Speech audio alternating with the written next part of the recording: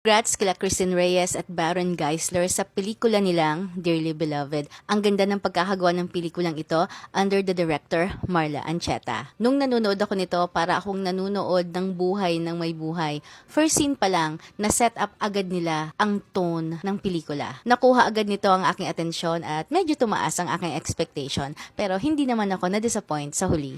Hi guys, it's Enerina TV. Acting pa lang sa Dearly Beloved, check na. Naramdaman ko talaga na magkarelasyon dito si Christine Reyes at Baron Geisler and that they were working very hard to make the relationship work. Kaya I will not be surprised kung magkaroon ng acting nomination sila Christine Reyes dito at saka si Baron Geisler kasi nailabas nila ang gusto ng storya. Tingin ko nga pwede ring isali ang Dearly Beloved sa MMFF kasi napaka-relevant ng story nila. Actually, wala namang extraordinaryong nangyayari sa pelikula but you will find yourself invested kasi gusto mong magtagumpay ang mga bida sa pelikula sa pag-handle ng kanilang complicated na sitwasyon which is having a blended family. Wala kasi akong nakikitang solusyon sa kanilang problema kung hindi acceptance which is not that easy to do in real life. Kaya na-enlighten ako somehow sa Dearly Beloved na it's not easy having that kind of situation na it takes resources and it takes a lot of maturity to be in a blended relationship. By the way, si Direk Marla Ancheta ay ang director din ng Dollhouse na naging hit nung ipinalabas sa Netflix na pinagbibidahan din ni Baron Geisler. Kaya na-curious ako, gusto ko ring panoorin itong Dollhouse. Kaya watch out for my movie review sa Dollhouse